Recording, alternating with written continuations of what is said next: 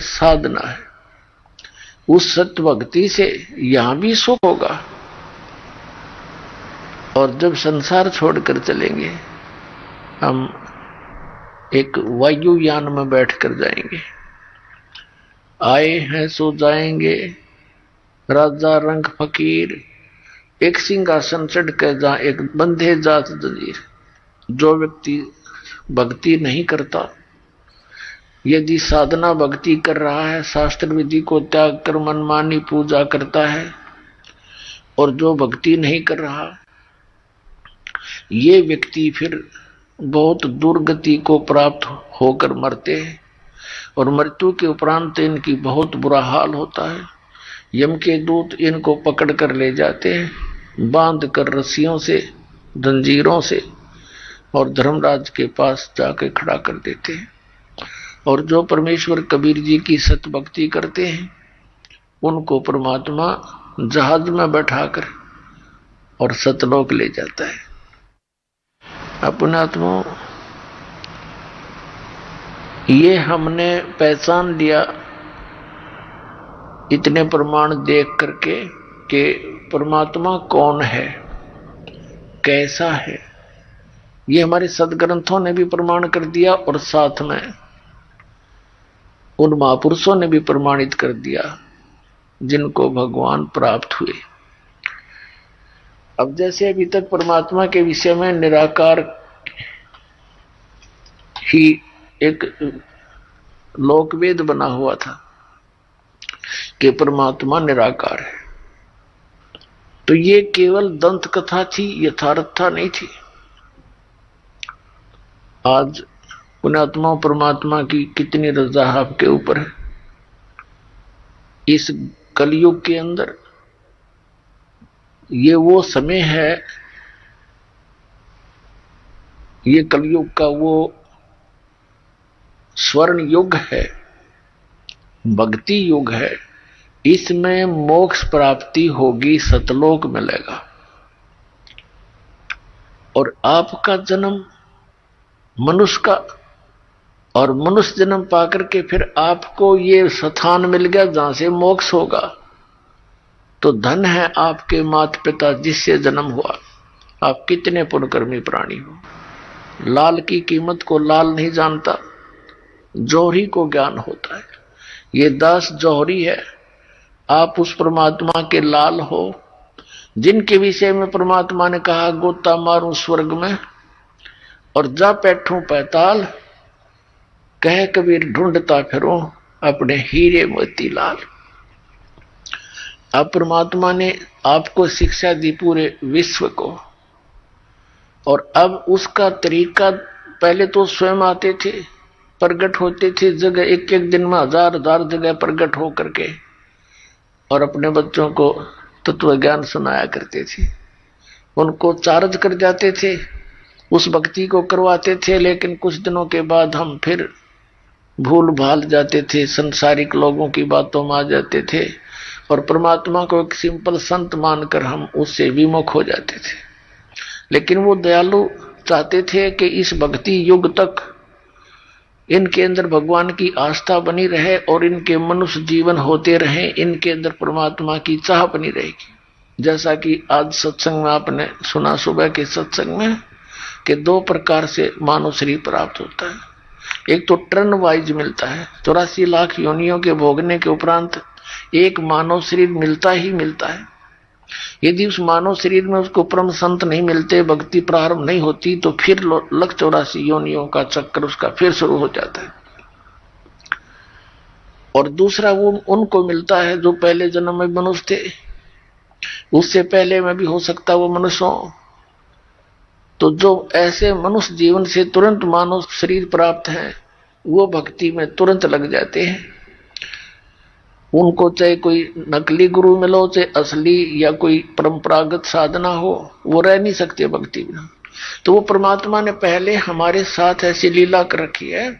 जैसे आज से 600 वर्ष पहले मालिक जब आए थे, सन 1398 से 1518 तक, सन 120 वर्ष रहे थे, और हमें तत्व ज्ञान सुना कर, मंत्र दे करके, और हमें चार्ज करके लेकिन हमने उनको भगवान नहीं माना। क्यों नहीं माना? क्योंकि हम अशिक्षित थे और हमारे धर्मगुरु ये चतुर थे, ये अज्ञानी थे, इनको तत्व ज्ञान नहीं था, इनको सदग्रंथों का भी ज्ञान नहीं था। लेकिन ये संस्कृत भाषा अवश्य जानते थे और संस्कृत भाषा के कारण इन्होंने परमात्मा को फेल कर दिया कि सभी सदग्रंथ संस्कृत भाषा में लिखे हैं। और कबीर तो एक जुलाहा है, धानक है, ये शूद्र जाति का है, ये सदग्रंथों को कैसे समझ सकता है? इसने कोई ब्राह्मण इसको पढ़ा नहीं सकता। और ब्राह्मण ही उस समय शिक्षा के अधिकारी थे। अपनात्मा, लेकिन उस लीला, उस मालिक की लीला ने ये काल क्या जान सकता है? यदि उस समय परमात्मा ब्राह्मण वर्ण में होते और शिक्षा ग्रहण कर लेते और वो ये बातें बताते तो फिर भी किसी ने नहीं मानना था। लेकिन आज ये ना यकीन होता, विश्वास होता है कि कबीर इज गॉड, तो ये कहने वाले मिल जाते हैं कि ये ब्राह्मण था, इसने संस्कृत पढ़ ली और समझ में आ गई थी, इसने जान लिया होगा उसमें। ये एक न्यारी कृपा करके कह दाता कि आज हम उनके सामर्थ्य से ये जान जाएंगे कि कबीर परमात्मा है, क्योंकि उनको संस्कृत का ज्ञान नहीं था लेकिन सब ग्रंथों का ज्ञान था और अपने सिंपल लैंग्वेज में उसको बोलकर सच्चिदानंद घन ब्रह्म की वाणी कबीर वाणी में लिपिबद्ध करवा गए थे, जो आज हमारे सामने प्रमाणित है। तो पुण्यात्माओं, सबसे पहले आज के सत्संग में आपको थोड़ा सा ये सिद्ध करते हैं कि परमात्मा साकार है या निराकार। उसके बाद फिर आपको बताएंगे कि मोक्ष होगा कैसे। हमें परमात्मा का भी पता लग गया कि कबीर इज गॉड, और ये भी पता लग गया सदग्रंथों में कि परमात्मा साकार है, मनुष्य दृश्य है। लेकिन वो मिले कैसे, उसकी प्राप्ति कैसे हो, उस लोक में कैसे जाया जा सके जहां जाने के बाद साधक फिर जन्म मृत्यु में कभी नहीं आता, वहां परम शांति को प्राप्त होता है। आज का सत्संग ये दो टॉपिक आपको दिखाएंगे, सुनाएंगे, प्रमाण देंगे। पुण्यात्मा, देखो परमात्मा की रजा आपके ऊपर कैसी है। थोड़ी सी गर्मी होती है, परमात्मा बच्चा अपनी प्यारी आत्माओं के अमृत बरसा देते हैं, ठंड सी कर देते हैं कि ताकि ये बच्चे परमात्मा की मेरी महिमा को सुन ले। यदि अच्छी ठंड कर दी तो तुम सारे लटके लेने लग जाओगे, न पड़े बैठे बैठे सोओगे। तो जितनी आवश्यकता है उतना ही अपने बच्चों को डोज देंगे। और पुण्यात्माओं, जिसमें पूरा विश्व इस सत भक्ति को स्वीकार करके और अपने अपने घरों में ये पांचों यज्ञ किया करेगा, फिर देखना सतयुग में ऐसा होता था, इतने पुण्यकर्मी प्राणी होते थे, यदि कोई 10 व्यक्ति बैठकर और चर्चा कर देते थे कि भगवान वर्षा नहीं हुई, आपके बच्चे दुखी हो गए, उसी समय परमात्मा वर्षा कर देते थे। यानी कोई अभाव सतयुग में नहीं होता था। पिता से पहले पुत्र नहीं मरता था, स्त्री विधवा नहीं होती थी।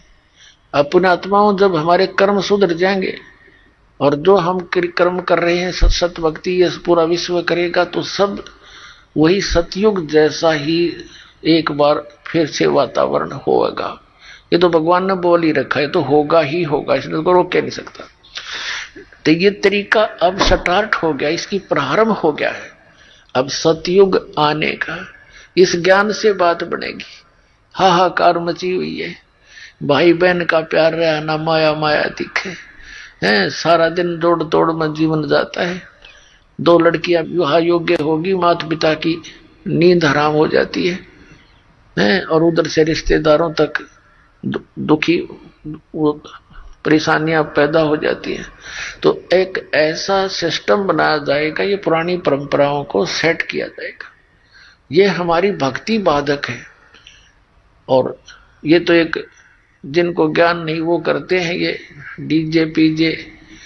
बता, परमात्मा कहते हैं कि झूठे सुख को सुख है, यू मान रहा मन मोद, यो सकल जबीना काल का, कुछ मुख में कुछ गोद।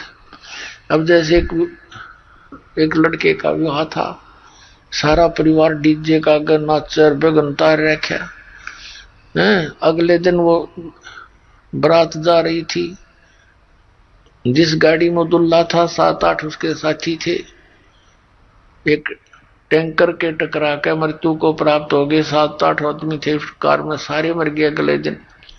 फिर समाचार पत्रों में उनके चित्र थे, उनकी बहनों के और माता पिता के रोते हुए उनके बाल पाड़ रहे थे, टक्कर मार रहे थे। अब बजा ले डीजे। ये नानक साहिब जी को कहा करते लोग कि आप कभी खुशी नजर नहीं आते, मायूस से रहते हो। तो वो कहा करते ना जाने काल की कर डारे, किस विध ढल जा पासावे, और जिन आते सरते मौत फुड़क दी उन्होंने केड़ा हंसावे।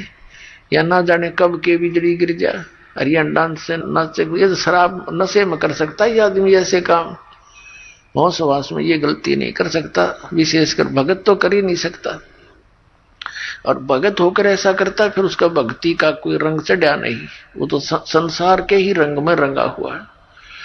तो नानक साहिब जी से फिर पूछा करते थे, हे भगवान क्या आप कभी प्रसन्न नहीं होते, आप कभी खुशी नहीं मनाते। आदरणीय नानक साहिब जी कहा करते कि साध मिले साढ़े साधी होंदी, विछड़ जा दिलगिरी वे, अख दे नानक सुनो जहाना, मुश्किल हाल फकीरी वे। कि जब सत्संग होता है, सत्संग क्या करते थे नानक साहिब जी, कहते थे जब सत्संग होता है और मेरे बच्चे वापस आते हैं तो मुझे खुशी होती है, और जब ये यहाँ से जाते हैं सत्संग होने के बाद अपने अपने घरों को, तो मुझे चिंता लग जाती है कि कहीं काल के दूत मेरे इस बाग को खराब ना कर दें, किसी पौधे को कीड़ा ना लग जाए, यानी कोई काल का दूत भ्रमित ना कर दे। क्योंकि नानक साहिब जी के विरोधी बहुत थे, पूरा हिंदू समाज विरोधी था, सब ब्राह्मण विरोधी हो गए कि तो ब्रह्मा विष्णु महेश को कुछ नहीं समझता, इनसे ऊपर भगवान बताता है। तो कहते थे कि जब ये मेरे बच्चे वापस आ जाते हैं साधु संगत, तो मेरी खुशी का ठिकाना नहीं रहता कि ये बचे हुए हैं काल के दूतों से। तो कहते थे साध मिले साड़ी शादी होंदी, ये भक्त आते हैं सत्संग होता है वो हमारी शादी है, विवाह है, वो खुशी है। साध मिले साढ़े शादी होंदी, विछड़ जा दिलगिरी वे, अख दे नानक सुनो जहाना, या मुश्किल हाल फकीरी वे। फकीरी माने भक्ति, मुश्किल हाल फकीरी वे, कि ये भक्ति इतनी कठिन बना दी इन लोगों ने, क्योंकि हमारी मर्यादा जो है वो समाज से मेल नहीं खाती। और समाज से मेल ना खाने से अन्य समाज के लोग हमारे भक्तों के साथ एक विशेष वाद विवाद करते हैं, और कुछ कमजोर व्यक्ति के भक्त समाज लोक लाज में आके और मर्यादा तोड़ देते हैं। मर्यादा टूट जाने के बाद फिर परमात्मा साथ नहीं देता। तो पुण्यात्मा हमने इन सब व्यवस्थाओं को सेट करना है। बुद्धिमान समाज है, कोई किसी के ऊपर जो दास नियम बताता है ये कोई थोपे नहीं जाते, ये विद इसको पूर्ण ज्ञान के साथ आपको बताया जाता है कि ये करने से हमें भक्ति में यह हानि होगी और ऐसा न करने से हमें ये लाभ होगा। तो फिर बुद्धिमान समाज इसको स्वीकार कर रहा है। छोटे छोटे बच्चे भी आते हैं, कहते हैं जी मेरे पापा ने मेरे से बीड़ी मंगा ली, बंडल मंगा लिया, बहुत रोते हैं, मेरा नाम टूट गया। पापा तो बीड़ी पीवे और पुत्र माँ के साथ आकर ऐसी अच्छी शिक्षा ग्रहण करता है, तो उस पापा को भी समझना पड़ेगा एक दिन, और वो छोड़नी पड़ेगी सारी बुराई। एक कह रहा था व्यक्ति ने बोला मेरे को तो इस मेरे पुत्र ने लाइन पर लाया, जब मैं बीड़ी पीऊं ये उठ कर चला जा, और मुझे इसमें प्रेम गढ़ा, और बीड़ी नो का पापा ये अच्छी चीज नहीं, इसको छोड़ दे। तो आखिर में मनवा छोड़नी पड़ी। एक भक्त कह रहा था जी मैंने अपने लड़के से बीड़ी मंगा ली बंडल दुकान से, लेकिन वो डर के मारे चला तो गया। दुकानदार से बोला अगले एक थैली लेगा साथ में या पॉलीथीन की, ने बोला इसमें डाल दे, मैं ना हाथ लाऊं इसके। और नो लटका के लाया। नो बोला ले पापा पकड़ तेरी बंडल। वो कहने लगा क्यों ऐसे क्यों लाया तू? मेरा नाम टूट गया, 5-6 वर्ष का लड़का था, मेरा नाम खंडित हो जाएगा, जा हाथ लग गया इसके। तो वो बुद्धिमान व्यक्ति था, वो भी कहने लगा उस दिन मेरे एकदम जैसे घड़ों पानी पड़ जाया करे।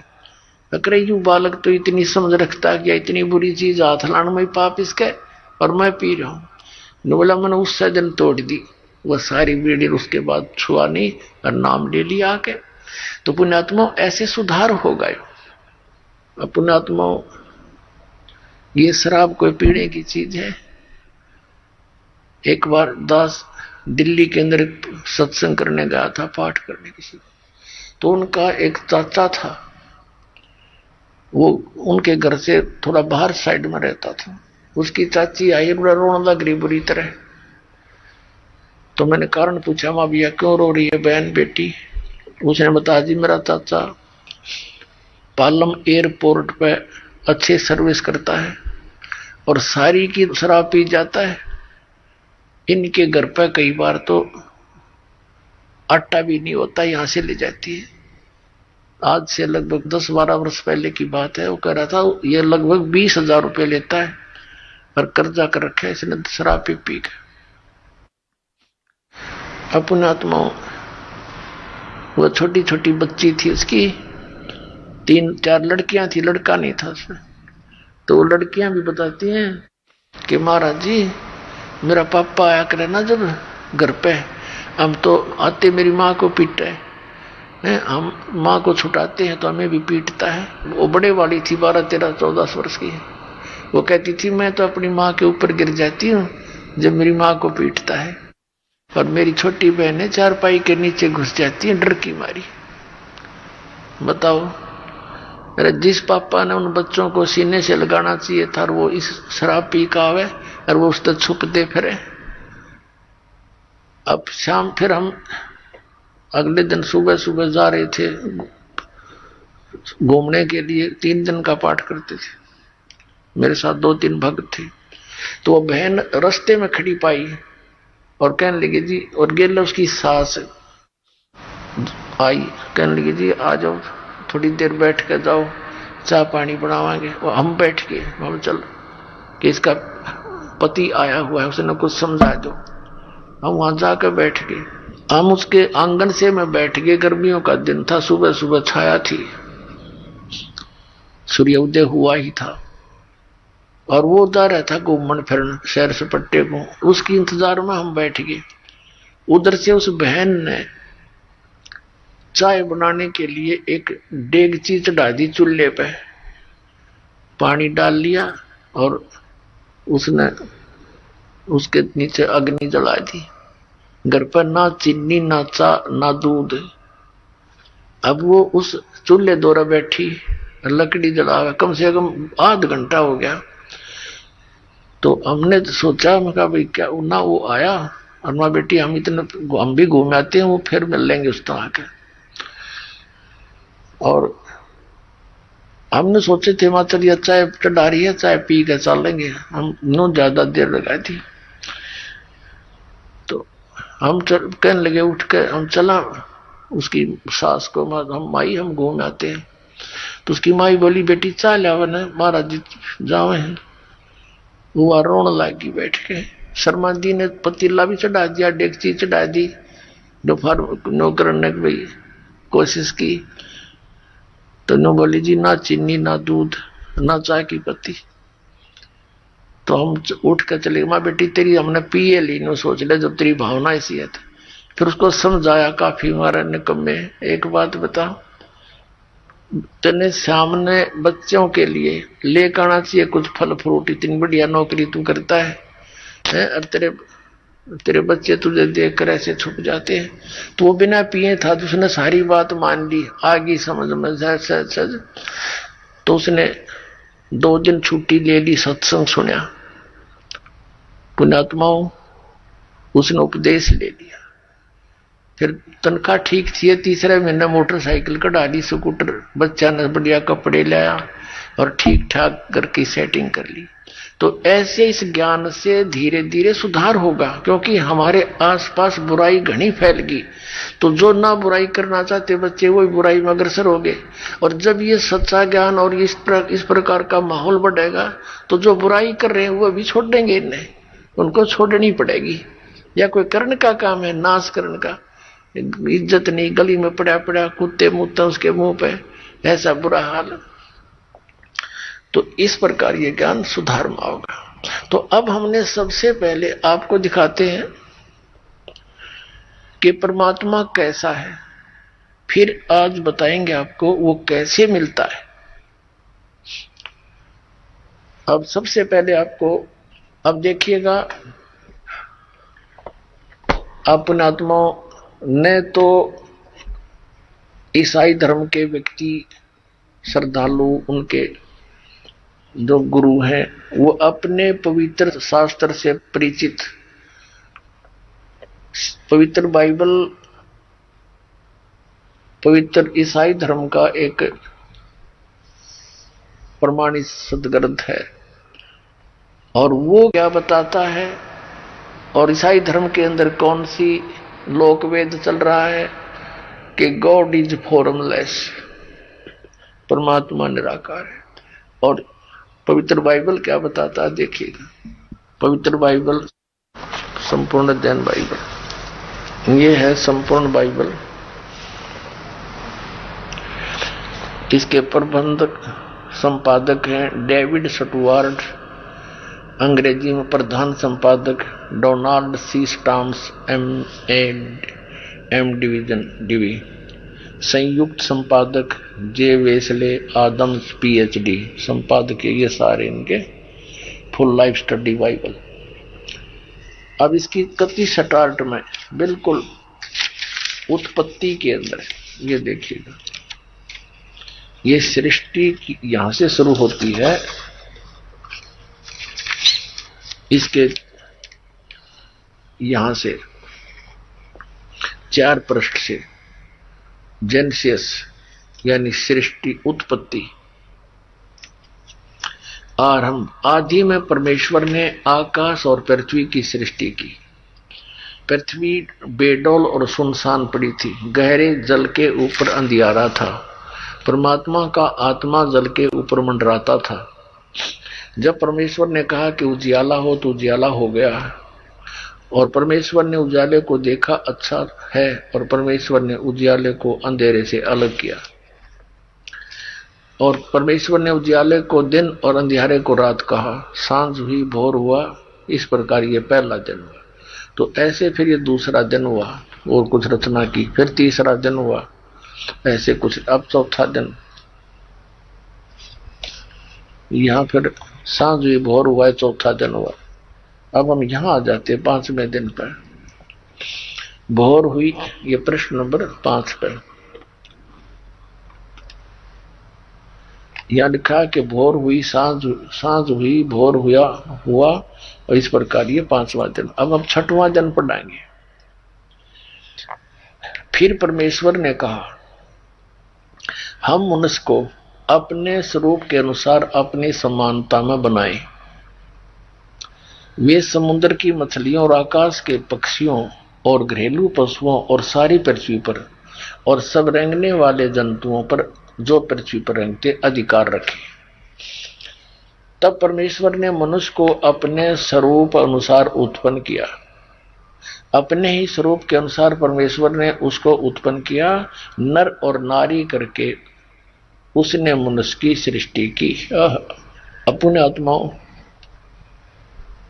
परमात्मा ने मनुष्य को अपने जैसा बनाया और नर नारी करके उनकी उत्पत्ति की। तो भगवान कैसा नर आकार होया सिद्ध? हरि ने पूछ ले परमात्मा कैसा है? God is formless. एक तंत्र कथा बना रखी।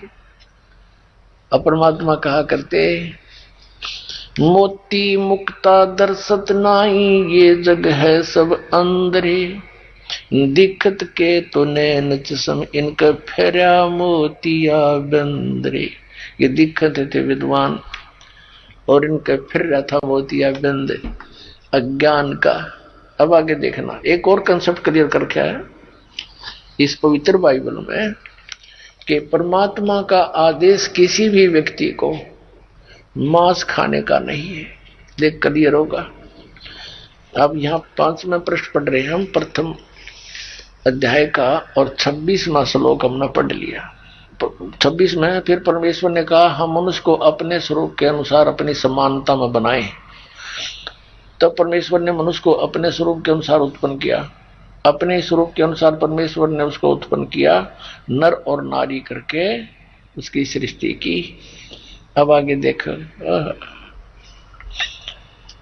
परमेश्वर ने उनसे कहा, सुनो, जितने बीज वाले छोटे छोटे पेड़ सारी पृथ्वी के ऊपर हैं और जितने वृक्षों में बीज वाले फल हैं, वे सब मैंने तुमको दिए हैं, वे तुम्हारे भोजन के लिए। छोटे छोटे बीज वाले पेड़ कौन से हैं? ये बाजरा, ज्वार, मकई, गेहूं, चने, और बाकी ये फल फ्रूट पेड़ पौधे। कहते केवल ये खाने का आदेश है, मांस खाने का नहीं तुम्हारे को। अब आगे देखो, ये तुम्हारे भोजन के लिए। और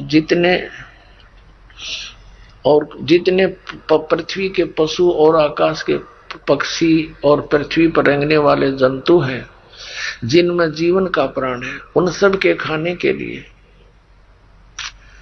मैंने सब हरे हरे छोटे पेड़ दिए हैं। और वैसा ही हो गया। तब परमेश्वर ने जो कुछ बनाया था सब, अब देखो, इन किसी को भी मांस खाने का नहीं है अधिकार, पशु पक्षियों को भी। तब परमेश्वर ने जो कुछ भी बनाया था देखा, सबको देखा तो क्या देखा? बहुत अच्छा है। सांझ हुई, भोर हुई, फेरियो, इस प्रकार 6वां दिन हो गया। तो इस प्रकार यूं आकाश और पृथ्वी और उसकी सारी सेना का बनाना समाप्त हुआ। फिर परमेश्वर ने अपना काम जिसे वह करता था 7वें दिन समाप्त किया, और उसने अपने किए हुए काम से 7वें दिन विश्राम किया। और परमेश्वर ने 7वें दिन को आशीष दी और पवित्र ठहराया, क्योंकि उसमें उसने सृष्टि की रचना करके सारे काम से विश्राम लिया। अपने आत्मा, अब ये जिसने ये सारी सृष्टि रची वो परमात्मा सतपुरुष है। उसने ये सारी सृष्टि रच के फिर काल को हैंडओवर कर दी इस ज्योति निरंजन के। फिर इसने आगे अपने पुत्रों को के द्वारा इसकी सारी व्यवस्था बनवाई। इसके लिए वैसे तो लंबा चैप्टर है इसमें, लेकिन हम अधिक ना जाएं गहराई में क्योंकि समय थोड़ा है। तो हमने ये सिद्ध हो गया कि परमात्मा ने एक तो मांस खाने का आदेश नहीं दिया और मनुष्य को अपने जैसा बनाया, तो परमात्मा भी मनुष्य जैसा ही है। यानी 6 दिन में सृष्टि रची और 7वें दिन विश्राम लिया। पवित्र बाइबल ने सिद्ध कर दिया कि God is in man form, परमात्मा मनुष्य सदृश है। उसकी स्वरूप की स्थिति तो कबीर परमेश्वर ने अपनी बताई रखी है कि वहां जीव आत्मा जाती है, हंस आत्मा, उसका तो इतना नूर होता है, इतना तेज होता है शरीर का, 16 सूर्य जितना प्रकाश ओनली पूरी बॉडी का। और नर मनुष्य जैसा ही है। और परमात्मा का एक रोमकूप में समझो, बाल में या रोमकूप समझो, करोड़ सूर्य मिला दे, करोड़ चंद्रमा, इतनी एक रोमकूप की शोभा है परमात्मा की। वो इतने समर्थ है। तो जीव और ब्रह्म एक नहीं हो सकता। जीव तो अलग है, जैसे आत्मा और परमात्मा ये कभी एक कैसे हो सकते? एक जैसे मनुष्य जो है एक मजदूर व्यक्ति है, एक राजा है, दोनों ही मनुष्य हैं, लेकिन उनके समर्थता में बहुत अंतर है। ऐसे ही आत्मा और परमात्मा में भिन्नता है।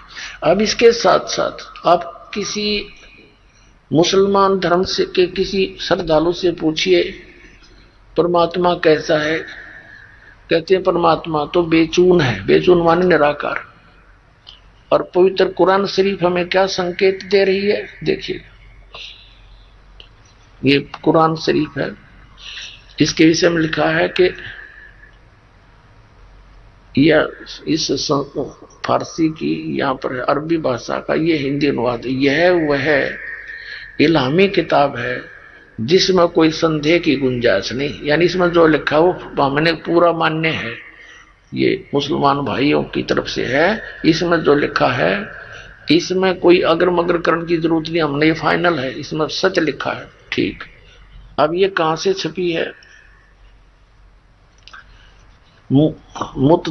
मुतरजमा, ये इसका अर्थ है शास्त्रीय अरबी पदवी पर नागरी लिपि में। रूपांतरकार हैं नंद कुमार अवस्थी, और ये शेरवानी संस्करण। ये कहां से छपा है?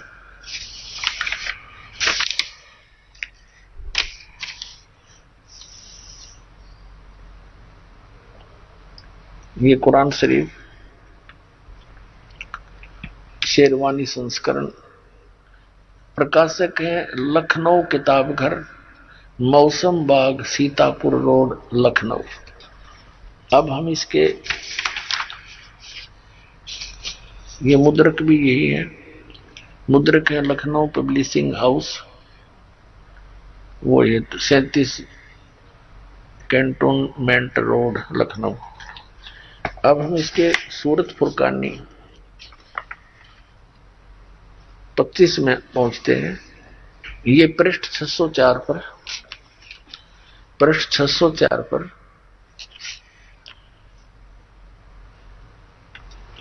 और ये कुरान शरीफ सूरतुल फुरकानी, ये सूरत फुरकानी 25 इसका।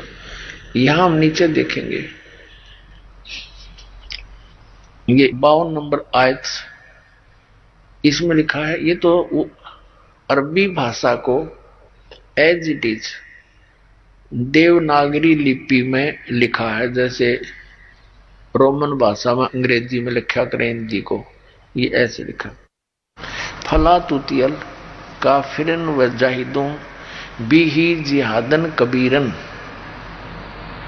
अब इसमें कंसेप्ट कति क्लियर है। ये कबीर शब्द है, कबीरन जैसे संस्कृत में जैसे उत्तमम लिखते हैं, उत्तमम वो मैं हटा दिया जाता है, लास्ट वाला अलंत वाला उत्तम रह जाता है, तो ऐसे कबीरन यो कबीर शब्द है सीधा। इसका कंसेप्ट थोड़ा सा और क्लियर करना पड़ेगा।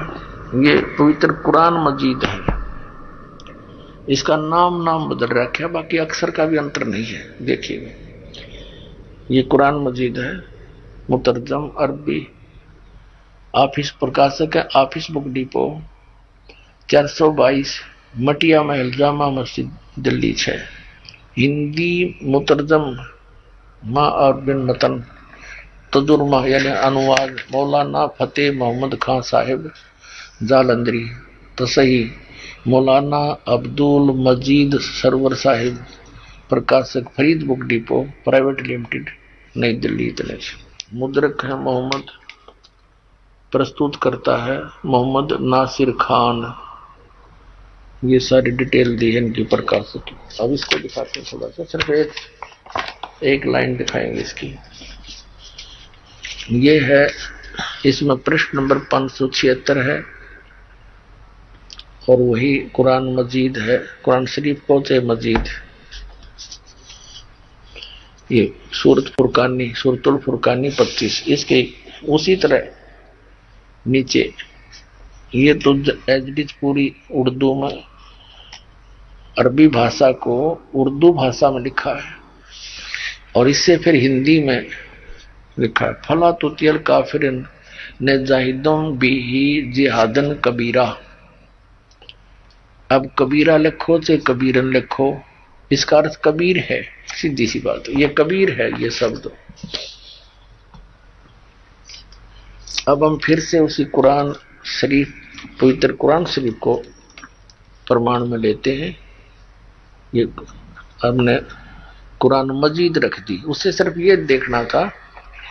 अब हम फिर आगे उसी 604 पृष्ठ पे कुरान शरीफ के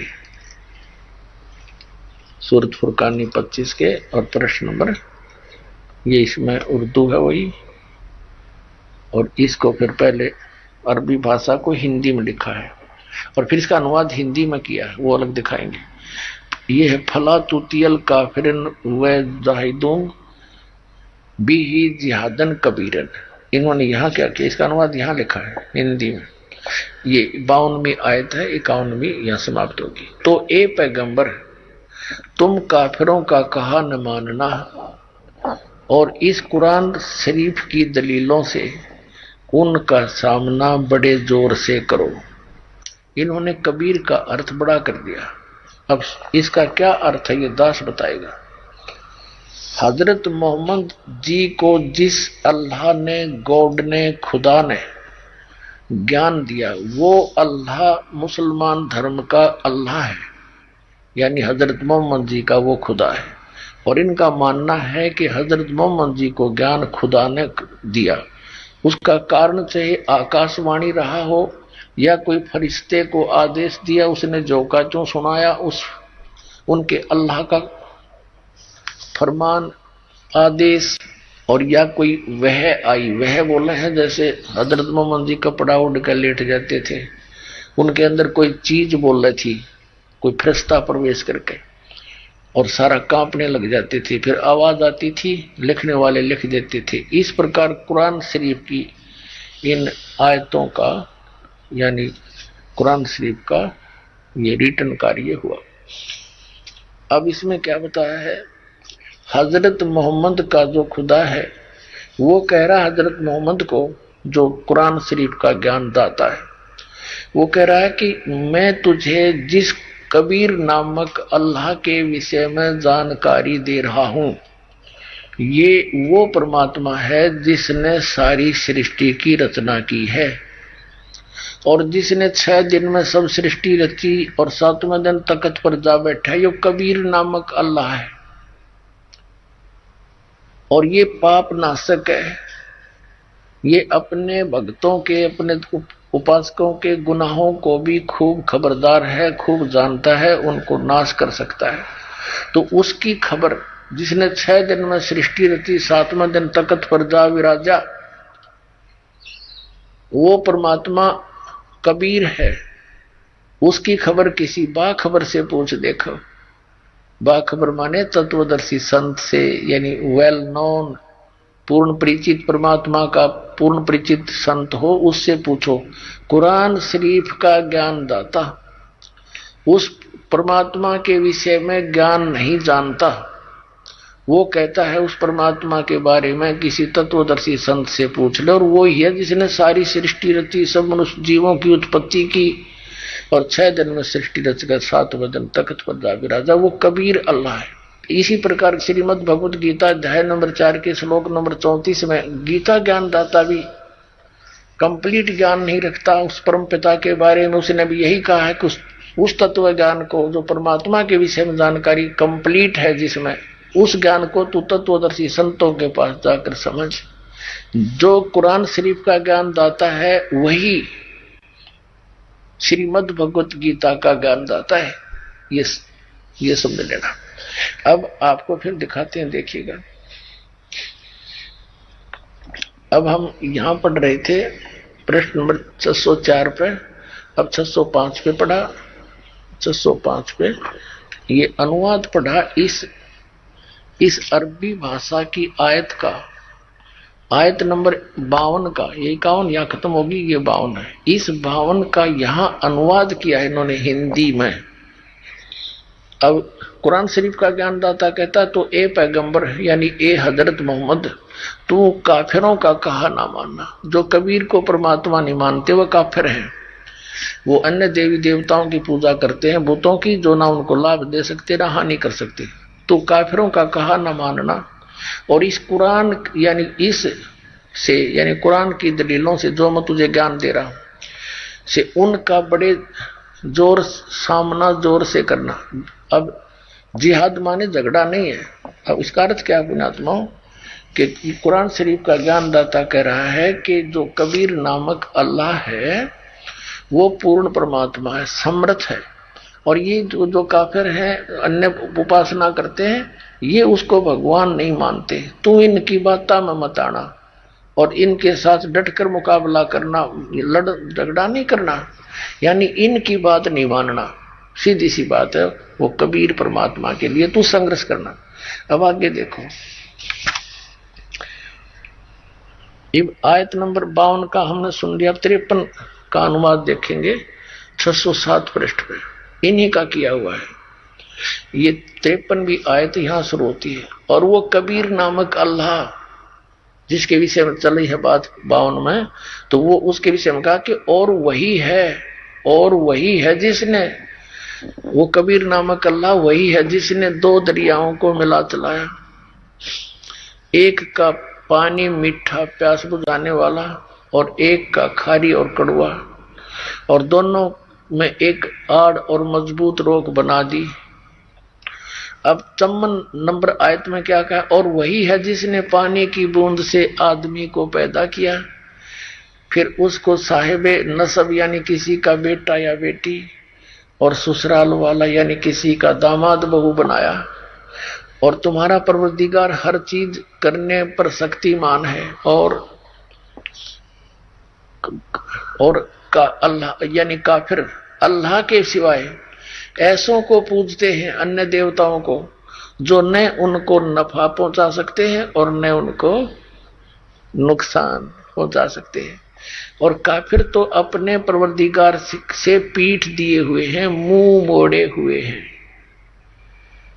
पुण्यात्माओं, ये कुरान शरीफ का ज्ञान हजरत मोहम्मद का खुदा उसको बता रहा है। ये मुसलमानों का खुदा है जो पवित्र कुरान शरीफ का ज्ञान दाता है। ये ध्यान रखना, जिसे निष्कर्ष निकलेगा। देखो अब 55 पढ़ ली।